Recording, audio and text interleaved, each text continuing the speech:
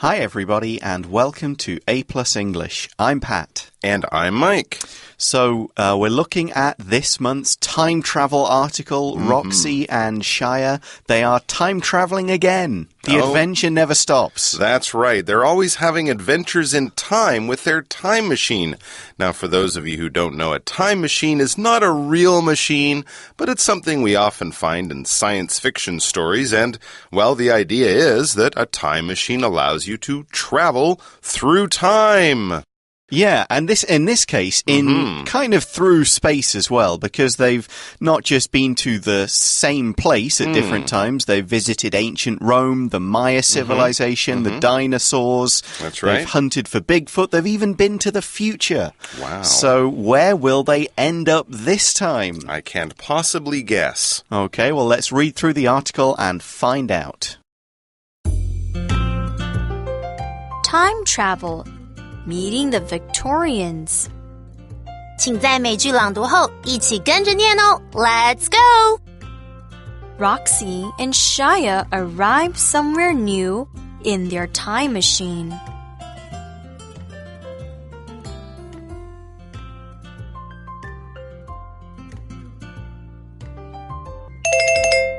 Where are we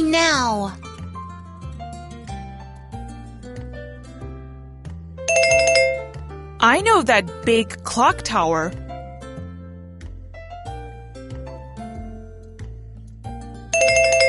That's Big Ben. So, we're in London, UK?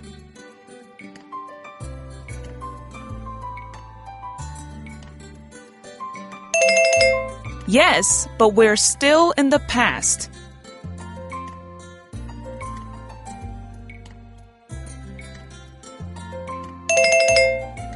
at everyone's clothes.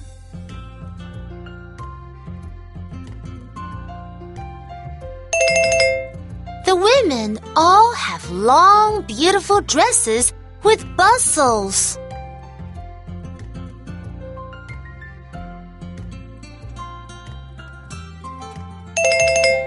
All the men have long frock coats and tall top hats.So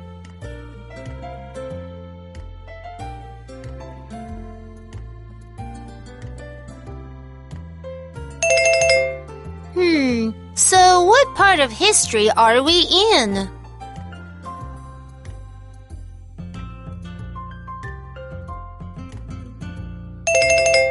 We're in Victorian times.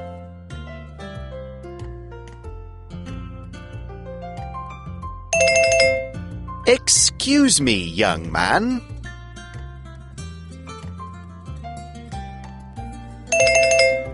Yes?What is this machine? It's very interesting.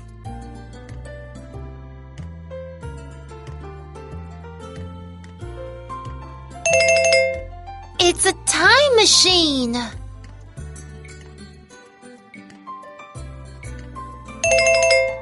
I'd like to hear all about it.May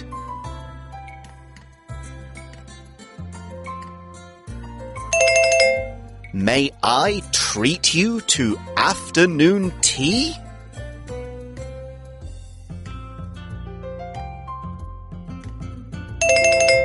My name is H.G. Wells.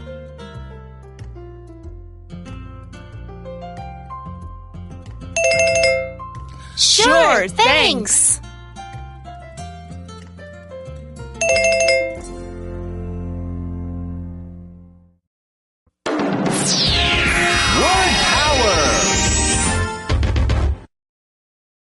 Clock. Clock. The clock on the wall says the time is 5:02 p.m. The clock on the wall says the time is 5:02 p.m. Dress. Dress. Valerie wore a beautiful white dress on her wedding day. Valerie wore a beautiful white dress on her wedding day. Hear.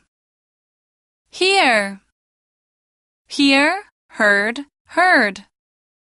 Did you hear the news? Rita is quitting her job. Did you hear the news? Rita is quitting her job. Afternoon tea. Afternoon tea.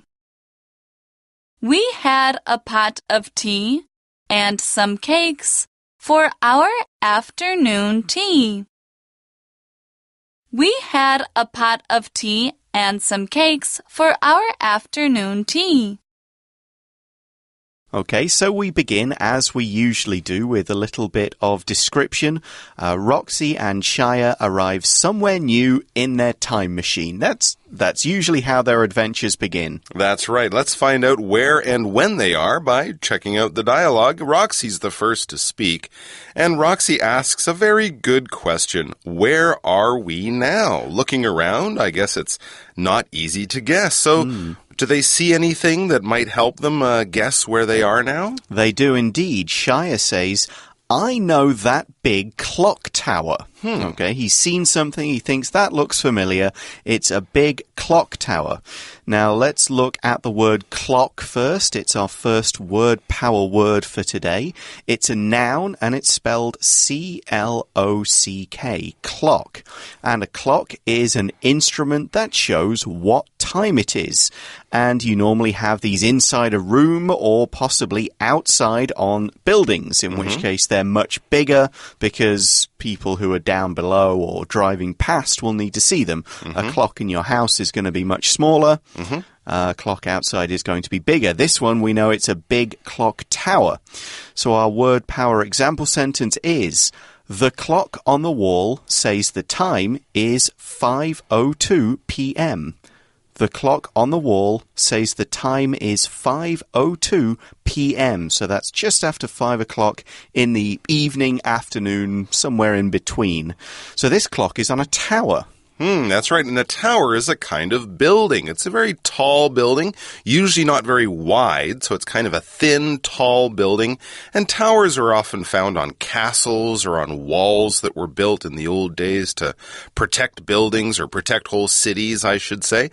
Towers allowed the soldiers who are, using it to climb up very high and to see great distances. So we often find towers on old buildings. Old churches, too, might have a tower. And yes, this tower with a clock starting to sound a little bit familiar. So Shia's looking at this big clock tower. Of course, he just said, I know that. So it reminds him. It sort of brings up an idea or a memory. And then he yells out or shouts out, that's Big Ben. There we go. That is Big Ben, of course, a very famous symbol of London in the UK. Now, a note for people who aren't from the UK, Big Ben is actually the name of the bell in the tower. That is the real Big Ben. However, most people just call the clock and the tower, they just call the whole thing Big Ben. So the clock is Big Ben, the tower is Big Ben. The real Big Ben is the actual bell. Now, the tower's real name used to be the Clock Tower. We have a lot of creativity in the UK, so we just called it the Clock Tower. It was changed to Elizabeth Tower in 2012, obviously to celebrate the Queen. But most people, just about everybody, will call the whole thing Big Ben. Interesting. So when you go to Big Ben or take a picture of Big Ben, you're actually not taking a picture of Big Ben because the bell is on the inside behind the clock. Exactly. Very interesting. So there you go. And so Roxy's heard of Big Ben, of course. So Roxy wants to check, but says, so we're in London, UK? And of course she says this as a question because she's checking. But yes, London is the capital of the country, the UK or the United Kingdom. And Shia says, yes, but we're still in the past. Oh, that is tricky because Big Ben is still there today. It is, yes. But it was built long ago. It is. So he's looking around. So he can obviously tell is like, this is not now, this is some other time. How can he tell? Yeah, by being a good detective. Shaya says, look at everyone's clothes. So they don't need a newspaper or a calendar with the date. They can just look at the style of people's clothes, and they can tell that's not a modern kind of clothing people are wearing. It's from a long time ago. What types of clothes are people wearing? Well, Roxy notices the women all have long, beautiful dresses with bustles. Now, before we explain a bustle, let's look at our next word, power word, which is dress. D-R-E-S-S, dress.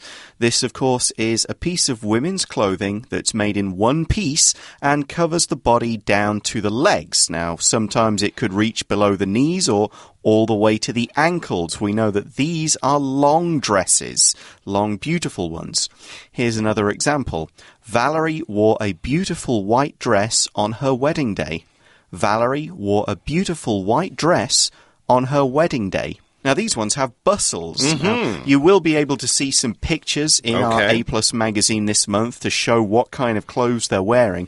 But a bustle is basically, it's kind of a frame or almost a sort of a heavy thing that's at the back, under the skirt or the dress that makes it look big and kind of sticks out the back. Kind of made women look like they have big bums. Well, yeah, a little bit, but it was the fashion. It was fashion. It was the style of the time, sure. Yes. I don't think a lot of modern women would like them, but yes, when you see them, they look very, very elegant, I guess you could say. And that's the women's style. What about the men? Of course, men back then also didn't dress like men today. So Shaya says all the men have long frock coats and tall top hats. Interesting. Okay, so this is a more sort of formal, more sort of fancy style. People might wear frock coats and top hats if they're getting married these days or for a very special party, but not for sort of everyday clothing. A frock coat is basically just a long coat. It wasn't worn so much like we wear coats today to stay warm in cold weather. You might have a light one for the summer and a warmer one for the winter, but it basically went down to the knees. It had long sleeves. It wouldn't have as many buttons as the coats we have today because it was made for style, not to stay warm. But it was sort of like a suit jacket today for a sort of well-dressed man. A frock coat back then would be the same. And hats. Yes, all men wore hats. And especially at this time, the top hat was very popular, which is just a very high hat with a flat top. If you think of the American President Abraham Lincoln, he wore a very tall top hat. But that's the kind of style and the kind of time we're talking about here. So Roxy asks, what part of history are we in? And Shaya replies, we're in Victorian times. Ah, yes. Fairly easy to guess if you know the clothing. Victorian times are when Queen Victoria ruled Britain. So this is from 1837 to 1901. This is a long time. And it was generally fairly peaceful in the UK at least, and lots of new technologies and other things were invented during that time. So they're talking, and suddenly a guy comes over. Excuse me, young man, says this man. So he's sort of bothering them, or maybe he wants to ask them a question. So Shaya says, yes. And the man says, what is this machine? It's very interesting. Oh, interesting. Roxy replies, of course, she's going to be honest and say, it's a time machine. Okay. The man doesn't seem surprised, but he does seem curious and interested. He says, I'd like to hear all about it. So here we have our next word power word, which is the verb hear. H-E-A-R. Hear. Hear in this sentence, to hear something means to be told or find out about a piece of information. For example, we could say, did you hear the news? Rita is quitting her job. Did you hear the news? Rita is quitting her job. The man then adds, may I treat you to afternoon tea? Oh, that's nice. Here he's using treat as a verb, meaning to pay to let other people have food and drink. Okay? You can use it as a noun, like this is my treat, means I'll pay for this. Now, afternoon tea, this is something special, so we've made it our last word power word. Afternoon is just A-F-T-E-R-N-O-O-N, afternoon, then tea, T-E-A. and it's a small meal eaten later in the afternoon, but before dinner. Usually includes a cake, a cup of tea, and some other things. We'll see more of that tomorrow. Here's an example sentence. We had a pot of tea and some cakes for our afternoon tea. A great British dining tradition. One more time. We had a pot of tea and some cakes for our afternoon tea. That's right. And let's get back to the article. It's the man who speaks next. He introduces himself. He says, my name is H.G. Wells. Remember that name, everyone. Okay, and Roxy and Shia say, sure, thanks. They're quite happy to have someone buy afternoon tea for them. Free food. Exactly. So that's where we're going to leave them. We'll meet them again having afternoon tea tomorrow. Right now, we're going to go to today's Magic Box, and then we'll pick up at our wrap-up for today. Magic Box 找亮点 Hello everyone, I'm Winnie. 今天 Winnie 要跟大家分享一个我朋友非常夸张的故事，因为实在太扯了，我们就姑且称当事人为 Cherry 好了，我最喜欢的水果。这位樱桃小姐有天天雨路滑，一个赶快就摔了车，因为在人来人往的大路上，马上就被送进了医院。Cherry was treated by a young doctor. 有一位年轻有为的帅医师就是治疗 Cherry 小姐啦。其实樱桃小姐是没什么大碍啦，不过就是简单的涂药啊，然后包扎这种医疗行为，我们可以用 treat T-R-E-A-T 这个动词。比如说 Peter got a serious fever, so he was treated with a shot when he went to the hospital. 因为有很严重的发烧，所以就去医院接受治疗，扎了一针。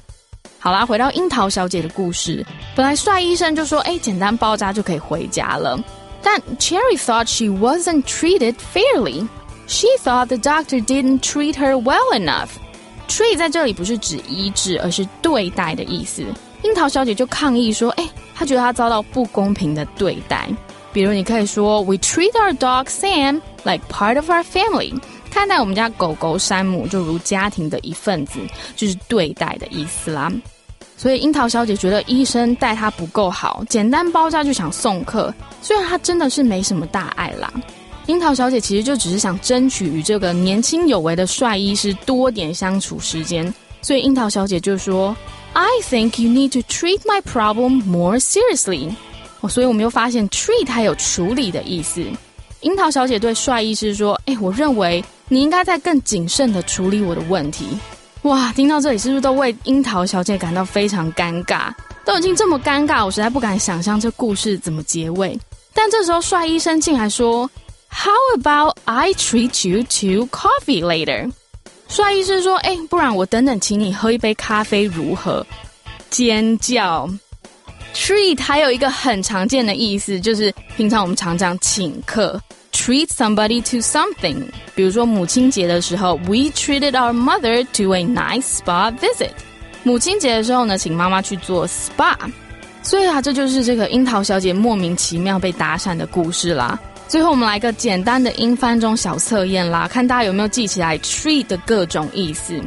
我请我最好的朋友一顿生日晚餐，这句英文该怎么说呢？ The answer is I treated my best friend to a birthday dinner.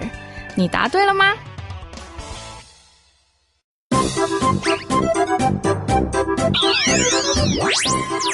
Wait for it. It's review time. 复习时间到喽。Hi guys, welcome to our wrap-up. Now today we're going to explain a bit because Roxy and Shia are in Victorian times, so we want to help you guys out by telling you what you might think of in Victorian times, get you guys an idea of what the world was like, what was going on, and so on. So what could we talk about here? Well, the Victorian times are actually really interesting because it's sort of just the beginning of the modern world that we might recognize today. They had, for example, the first electric lights becoming common. I think the city got lights out in the streets, and then eventually people started to get lights at home. Now, that really changed things because, well, you could do do things at night for starters. Before, they would have had gas lamps, but those would have been hot and smelly and left sort of dirt all over the place. So electric lights were really wonderful once they kind of got them safely put into people's homes. And if you had electricity, you could use another great invention. The telephone. That's right. They invented the telephone at that time. They also started to really develop cameras. Oh, that's so right. that people could use those. If you could sit still for 5 minutes, they could take your picture. And in that time, they also built much bigger things like the London Underground opened in the Victorian times and the London sewer system, which did a great job at cleaning up the town by taking away all of the waste and all of the things like that. Absolutely. So what kind of people, who can we think of that is a classic kind of Victorian era person? Well, if you want to find a really good person who wrote books in that time and whose books, if you read them,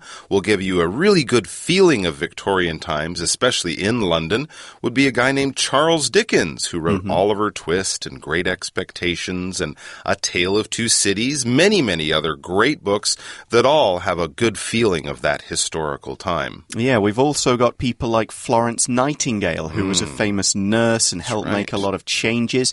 And we do tend to concentrate on British people because Victorian Britain, but there were others around the world as well. In the US, the author Mark Twain became pretty famous. And also, I mean, Abraham Lincoln, you mentioned earlier, a US president. That's right. He was president during the Victorian era. So this was an era, a time of great changes and things like that.